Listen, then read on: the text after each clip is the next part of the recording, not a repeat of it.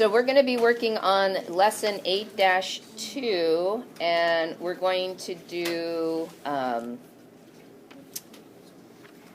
of over a couple days, okay? So we're going to get the idea down. I'm going to show you a couple different strategies, how to do it, and then you'll get to practice. All right, so today we're doing lesson 8-2, and we're going to talk about multiplying a polynomial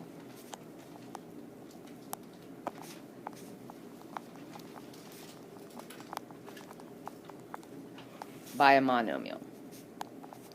So one term times many terms. And we are at 4:16. And Alex will run again starting today. So don't forget about that. So basically, here it is in a nutshell. You're going to distribute the monomial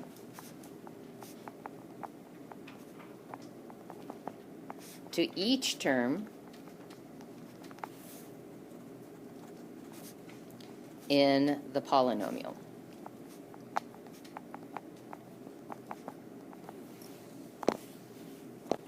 This should say the. There we go. So again, distribute the monomial to each term in the polynomial. So what math is involved when you distribute? Multiplication, okay? So what we have to remember when we're multiplying monomials, you're going to multiply the coefficients. Multiply the coefficients. So that's the number in the front of the monomial. But what do you actually do to the exponents? You add the exponents.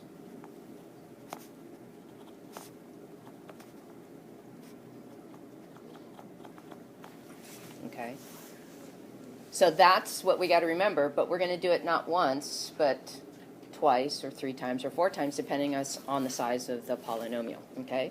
So first we're going to talk about 2 different strategies, how you can do this, and then we're going to talk about an application, and you'll see some of these on your homework tonight. So if everybody's good, well, actually, I'll just do it here.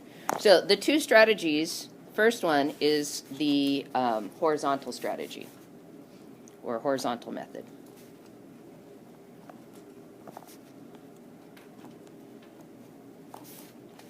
And in the horizontal method, you have a monomial, like 3x squared times the polynomial, negative 3x squared times the polynomial 7x squared minus x plus 4. So when I distribute, and I'm going to color this different so that you can see this is kind of a brain step, but I'm going to suggest for a lot of people this might be how you need to start, because again, I did see a lot of issues on the quiz with this sort of process. Now, you have a couple choices here when it comes to signs. What you could do is always use pluses and then attach the sign to the individual term. So that's what I'm going to demonstrate on this one, okay? So I'm always going to write plus, but when I distribute here, I'm going to be multiplying the negative 3x squared times the negative x. So the sign is going to be attached to the term. And then I'm going to write plus, and then I'm going to distribute the negative 3x squared to the 4. And then whatever sign I get when I do the multiplication is the sign that I'm going to write down in my final answer. So I have negative 3 times 7. So I'm back to blue because this is what you should be doing. You get negative 21. And then what's x squared times x squared? X to the 4th. And then I have a negative 3 times a negative 1. Remember, if you don't see it, it's a 1. And that's going to give me what? A positive 3, oops, sorry, wrong color. A positive 3. And what's x squared times x? Say again? So we say x cubed. And then we have negative 3 times 4, which gives me what? Negative 12. And then there's an x squared. So notice, because your polynomial was written in standard form with descending degree order, your answer is already in descending degree form. So that might be something just to check real quickly is your original polynomial in descending degree order? If it is, then you don't even have to worry about your answer, okay? So purple is somewhat of a brain step. You need to have original problem and you need to have final answer, okay? So that's doing the math horizontal, okay? And when it comes to monomials, that's not that bad. But when it was doing something like 23 times 2,451, horizontal was kind of frustrating to figure out what to do. So we are going to try it like we would if it was just regular numbers. We're going to show you the vertical method.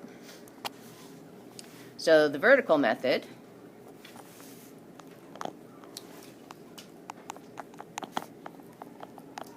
puts the polynomial on the top, the long one. So we're going to use the same polynomial, 7x squared minus x plus 4. And we're going to put the monomial on the bottom. And that's the negative 3x squared. And we're going to end up multiplying. So in this case, it really doesn't matter if I multiply the number to the far right or the number to the far left, because again, we don't have any carrying that takes place with monomials. But kind of same habit as what we did before with regular numbers. I'm just going to go number at the far right, then the number in the middle, then the number to the far left. So I start by multiplying negative 3x squared times positive 4. And that's going to give me a negative 12x squared. And then I'm going to multiply the negative 3x times the negative x. So that's going to give me a positive, hold on. Okay, so we have negative 3x times negative x is going to give me a positive 3, and the exponents add x cubed. And then I have a negative 3x times the 7x squared. Well, 7 times negative 3 is negative 21. X squared times x squared is x to the 4th. So every time that I do my product, I write my sign in, so then when I'm finished, my polynomial is done. Okay? So choice is yours, which method feels best to you, but you get to pick. Okay? So let's just do one together. The directions are going to say find each product.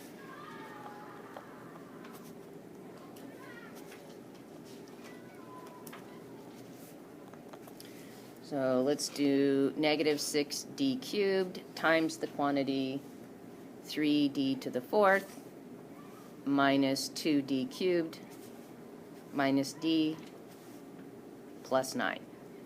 Is the polynomial in descending degree order, standard form? Yeah, so that's the way we want to keep it. Go ahead and do it and raise your hand when you have an answer. All right, Morgan, what you got?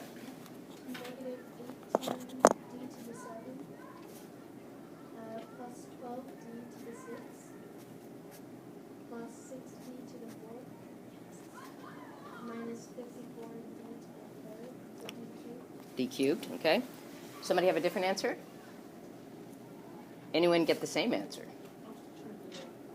All right, well, I guess that's because y'all are smarty pants, because that's exactly it. So all that's happening is you're multiplying the negative 6 and the 3, that's the negative 18, and then you're adding the 3 and the 4 to get the 7. You're multiplying the negative 6 times the negative 2 for the positive 12, and then you're adding 3 and 3 to get 6 on the D. You're multiplying the negative 6 times the negative 1, which gives you the positive 6, and then you're adding the 3 plus the 1 gives you a 4. You're multiplying the negative 6 times the 9, that's negative 54, and then you just have d cubed. Okay?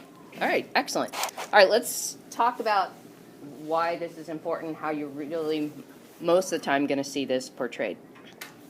Directions change. And they don't just say find the product, they now say simplify.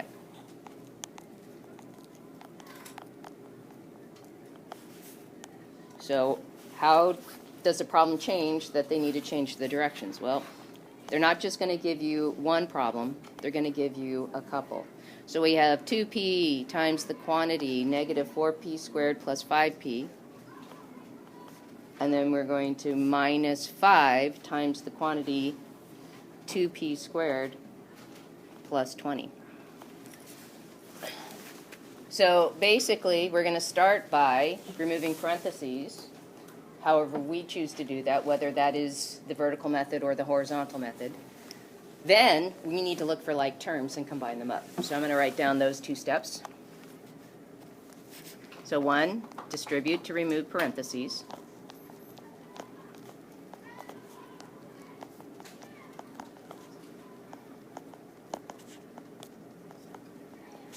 And I'm going to recommend that you watch signs. That's going to be the big thing on these. 2,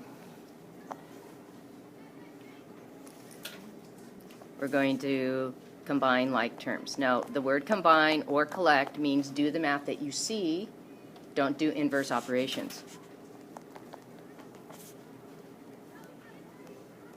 Okay, and just a reminder, answer must be in standard form.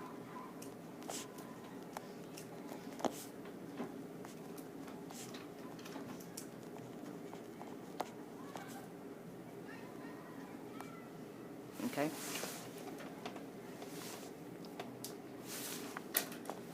So I'm going to go ahead and distribute. I have 2p times negative 4p squared. Well, 2 times negative 4 is negative 8. P times p squared, I add up the exponents and I get p cubed. I get 2p times positive 5p. 2 times 5 is 10, and p times p is p squared. 1 plus 1 is 2. Here's where it gets challenging. Look over on this one. I have a negative 5 that I'm distributing. So a negative 5 times a 2p, negative 5 times 2 is negative 10, and then I have the p squared. And then negative 5 times 20 is going to give me a negative 100. Now, what I need to look for are any like terms. Do you see any like terms? What do you guys see? Okay, so I've got p squareds. So I'm going to combine them up. So I have a negative 8p cubed. 10p squared, take away 10p. What does that give me? 10p squared. What does that give you? Say again? Yeah, they are opposites, so they cancel out. And then you're left with minus 100. Okay? All right, let's try another one like that. Let's see.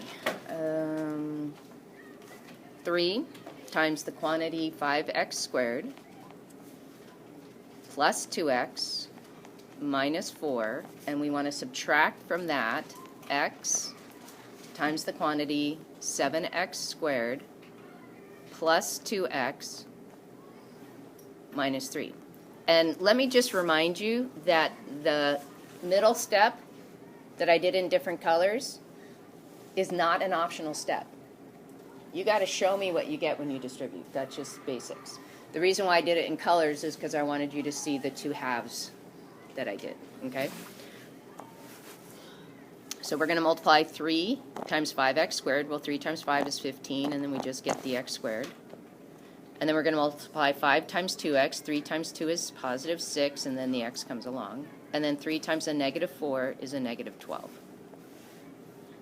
And then over here, we have to be careful because it's not just x, it's a negative x. So here, we're going to have a sign change. The number's not going to change, but the variable's going to change, right? Because there's no coefficient other than 1. So a negative times a positive is a negative, and we have this 1 times 7 is 7. But x times x squared gives me a total of x cubed. 1 plus 2 is 3. A negative 1 times a positive 2 is a negative 2. X times x gives me x squared. 1 plus 1 is 2. A negative times a negative is a positive, and I get a positive 3x. Okay, so again, this step is not optional. Not optional. Now what I'm going to look for, any like terms. Do you see anything that I could combine together? 3x can go with 6x. Okay, anything else that I can combine? 15x squared and negative 2x squared. Okay, now, let's think about this logically. We want our answer to be in standard form. What would be the highest degree in this polynomial? X squared? Not x squared. Oh, it's cube. It's the cube. So we're going to put him out in front. So we're going to say he's first. So we're going to get negative 7x cubed. Now, in purple, we had 15x squared, take away 2x squared. What's that going to give me? How much? Positive 13x squared. And then in blue, we had the 6x plus the 3x. How much is that? And notice what's not changing. When we're combining like terms, our variables do not change. They stay exactly the same. No change in the exponent, nothing like that. And then we do have a constant, negative 12. And there's our answer in standard form. So really important that your answer is in standard form. All right, that's it. Let's get to it.